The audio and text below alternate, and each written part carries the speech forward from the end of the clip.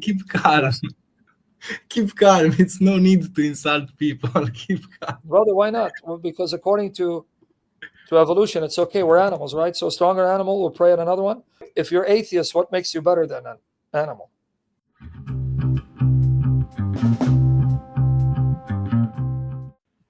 Lennon, what's your background? What's going on? Hi to everyone. Good morning. I am an atheist, but I am very curious about your religion. I live in Italy. And So yesterday, cat satisfaction brought it back. So okay, so an atheist is interested. What's going on?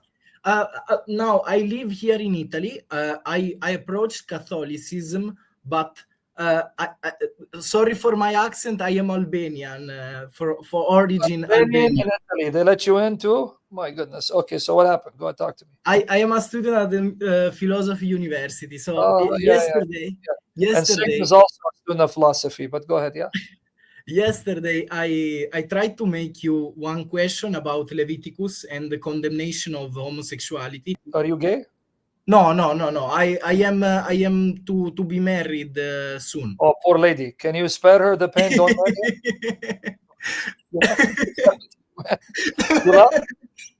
No, it's mine is genuine philosophical curiousness. So you indicated to me Romans.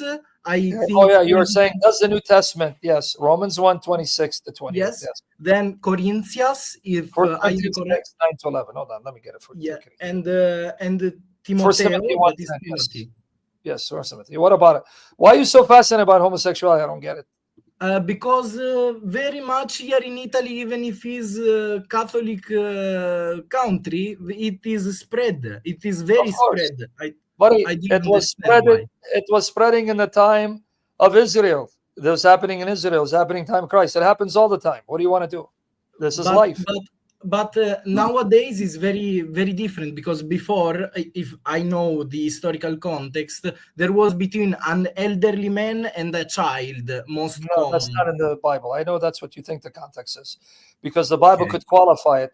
As long as older and laymen don't mount young boys, it's okay if boys of the same age mount each other. No, brother, stop. But I want to see you. You're a philosopher if you're very smart. Let's see how smart you are. As an atheist, you want to prolong your life as much as possible, just in case there's no afterlife, right? Pretty much, yes. But there are things that you can sacrifice your life for something. Yeah, we're not talking about sacrifice for good cause, like saving your family. Of all things being equal, you want to avoid things that will lessen your life, right? Of course, I am a human. Everyone wants to live longer. You sure you're human? For a minute, I thought you were a bird. I know you're human, buddy. Lennon. That is my real name. That is my real name. It's not a nickname. My real name is Lenin because of my grandfather. Okay, and then you insulted me for no reason yesterday because of my name. Grandpa, I want to finish. I want to sleep before the New Year. Can we get to the point? Stuck for Allah. Okay, listen to me. I want to see how smart you are. You smart, right? Yes. Okay. Yeah, I think so. Even the pursuit of trying to prolong your earthly life, because there may be no afterlife, you will avoid behaviors that will then lessen your longevity, right? Of course. Medically, scientifically, I have to keep it G-rated. When a man penetrates the rectum of another man, what does that do to the rectum? And what does that do to the man penetrating? It causes infection and laceration, internal bleeding. Also, if it is very... How is that merciful and humane to that person to do that? That is inhumane. Factually, it is inhumane. It is a damage you do another person. Okay, so this is why God, if we now assume the Bible, there's a God. Yes. God, let's just assume, who created the body and knows what the body is designed for and knows what's harmful and destructive to the body, is telling you, don't do this. This is sick, because you're going to harm both yourself and the other person. And if it goes unchecked, it's like a cancer that spreads and then it kills everything. Of course, of course. I thought more of a theological reason, if you permit it. So if God created men and women, then two men and two women that fornicate are maybe unnatural. I thought that this was the reason behind it. I didn't know that there was even a more complex reason in this way. Exactly. I thought the first thing I thought it was about Genesis, sincerely. But even in Genesis, the design in Genesis told you when God wanted to find a helper suitable for the man, compatible, because it says when God brought the animals to the man, he did not find a suitable helper. Why do you think that was? What do you think the text here will show it to you? Okay. Genesis 2:18-24. Then Yahweh God said, "It is not good for the man to be alone. I'll make him a helper suitable for him." See? And out of the ground, Yahweh God had formed every beast of the field and every bird of the sky. And he brought each to the man to see what he would call it. Whatever the man called the living creature, that was its name. And the man gave names to all the cattle, to the birds of the sky, to every beast of the field. But for Adam, there was not found a helper suitable for him.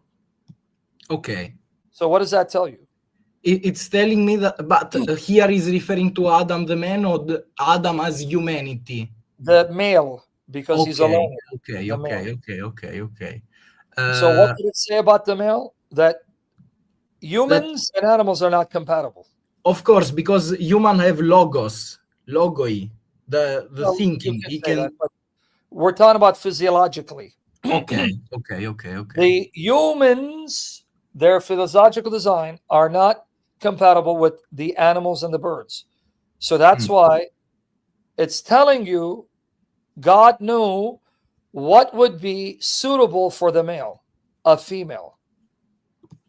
Okay. From his own flesh. So even if we reject the Bible, even on an evolutionary model, if we go with preservation of the species, if evolution evolved us that male and female are only compatible in preserving the human race, otherwise human race will be wiped out. Even on an evolutionary model, it makes no sense for males to sleep with males and females with females. Of course. That is basically a Darwinian fact. It is not something. So then biblically, Darwinian, this is not natural. So where's the problem? The problem with me is that I don't see a condemnation about Jesus himself. So I never read in the New Testament. That's a stupid argument, right?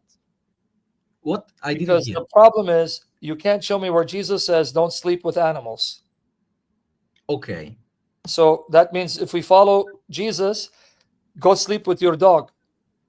No, I just said maybe something that I didn't read that in the Bible in the New Testament, but San Paulo said that. So it has to be from Jesus? I don't know. It's what I'm asking to you. Okay, well, hold on. If I go with Jesus, he says, God made them male and female, and the two shall be one flesh. That same Jesus, right? Yes. So Jesus just told you, Matthew 19:46, and he answered, said, have you not read that he who created them from the beginning made them male and female? And he said, for this reason, a man shall leave his father and mother and be joined to his wife. The two shall become one flesh. They are no longer two, but one flesh. What therefore God has joined together, let no man separate. That means Jesus is arguing Genesis as the basis for sexual intimacy and union. Okay. You got me here. Yes. No, but even if Jesus didn't say it here, Jesus didn't even say, don't sleep with animals. That means, okay, I should sleep with animals because he didn't mention it? No, that is obviously, now I understand. Yeah, that's not how we look at the New Testament. We first look at Jesus being culturally a Jew who confirmed the Old Testament and its sexual ethics. Then we're told by Jesus, whomever he sends in his name, you must receive him, because to receive them is to receive him. To reject them is to reject him here. So that means Jesus already prepared you for the fact that I'm going to send others representing me to address issues I didn't address. And you better accept them, because to reject them is rejecting me. That same Jesus here, let me show you. That's why Paul says, it is the Lord speaking through me. I'm going to show you this. Okay. Here's Jesus. Matthew 10:40. He who receives you receives me. And he receives me, receives him who sent me. Okay, number one. Luke 10:16. The one who listens to you listens to me. The one who rejects you rejects me, and he rejects me rejects the one who sent me. Now, sorry, my throat sometimes. John 13:20.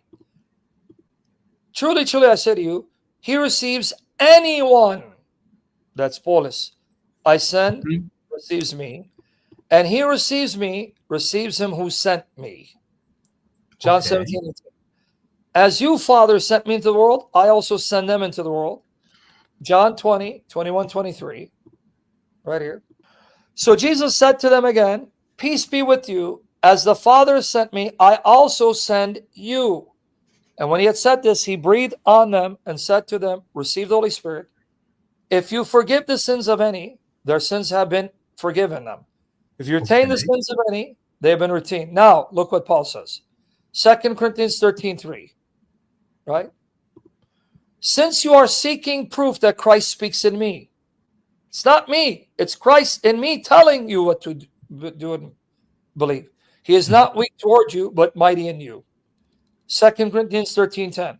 For this reason, I'm writing these things while absent, so that when present, I need not to use severity in accordance with the authority which the Lord gave me for building up and not for tearing down. Okay, now I understand it. But this argument, there is another thing that pops on my mind. So about the Leviticus passage, one priest told me, he was a Protestant priest, I don't know, evangelical or something. Yeah. He told me, yes, but in the passage it says not, you have not to be in bed like with a woman, something like this. So he said to me basically that it wasn't referring to homosexuality, but just adultery on Leviticus 18:22.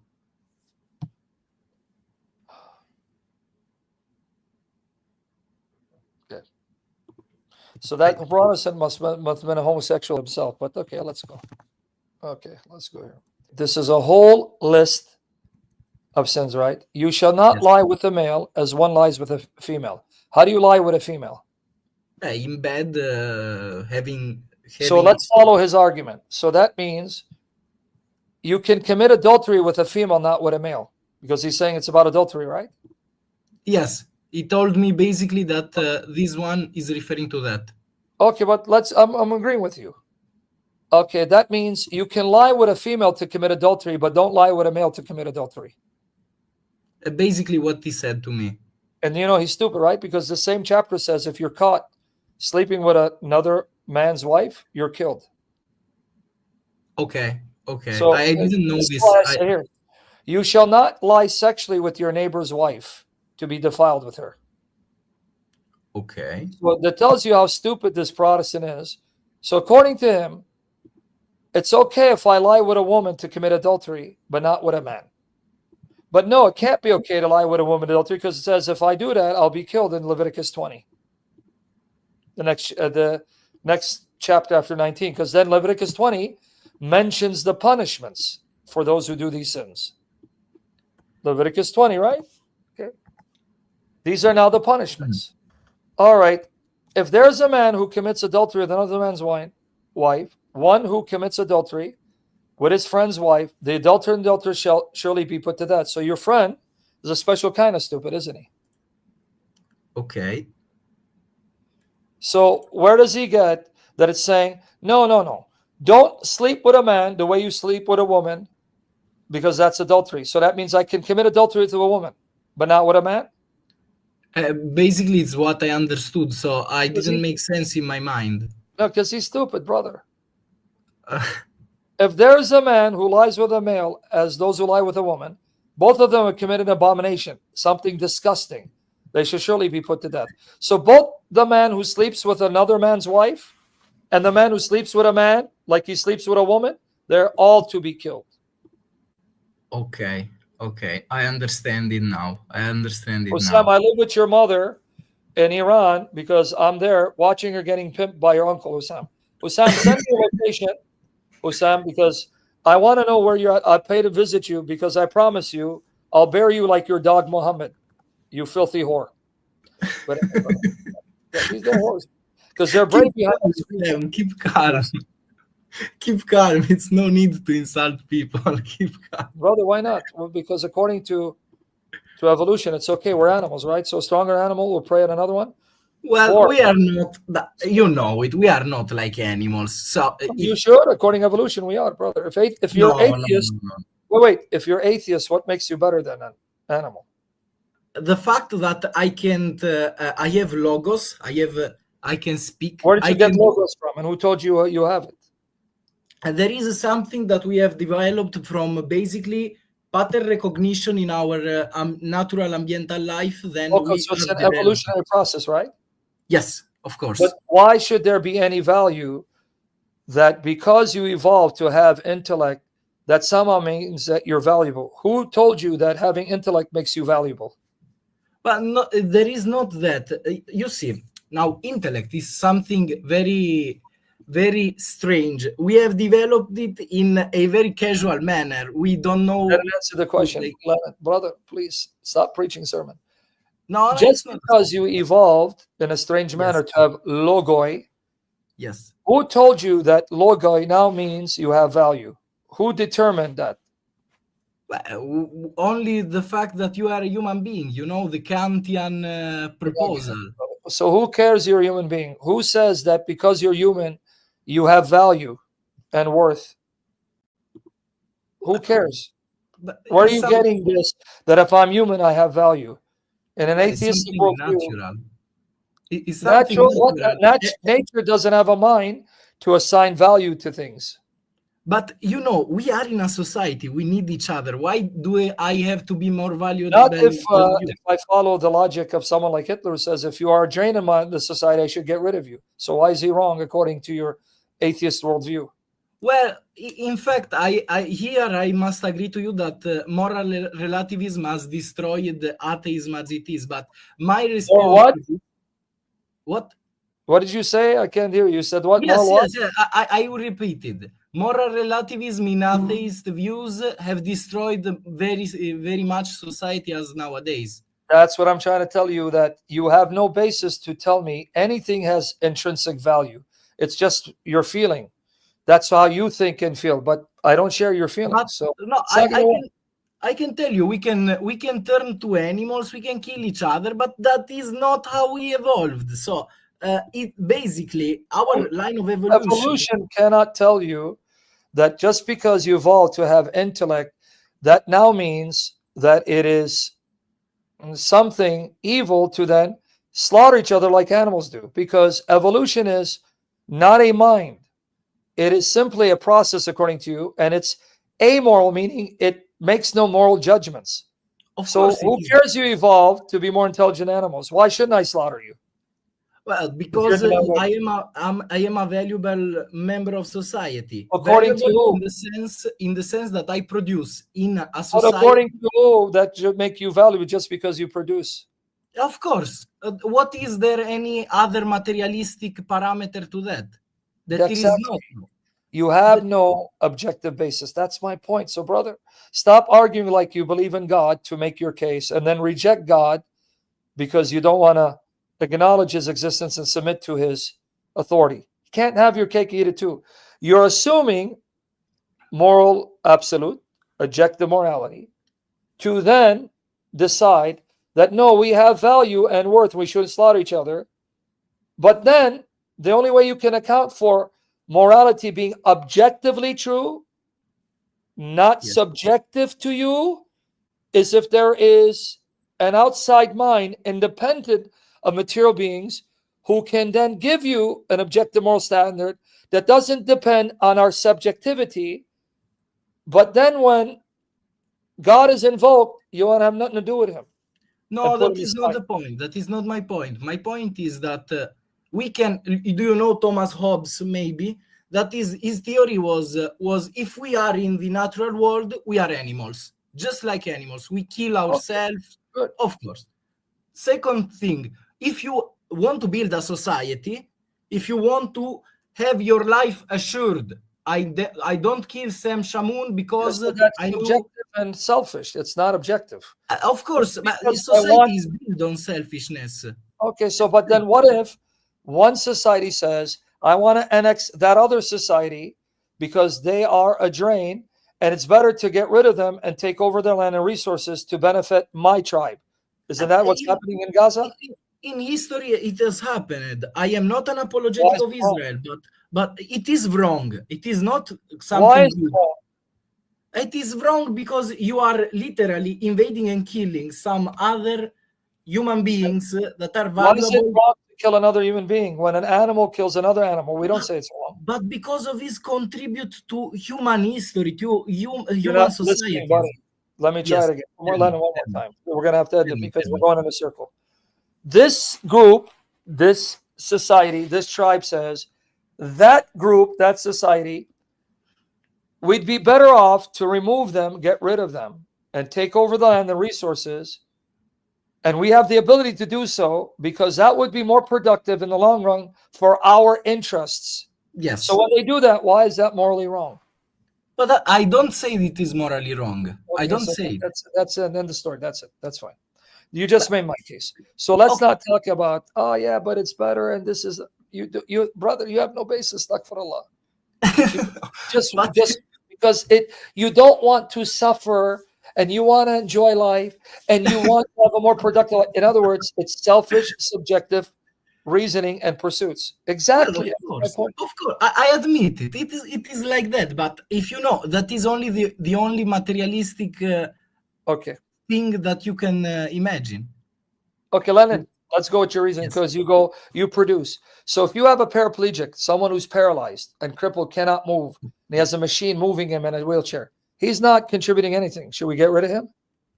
Not directly. Maybe there are not directly in the sense. No. Let me finish this because it looks ugly. So nowadays technology have permitted us to do work even with touching a button here on a.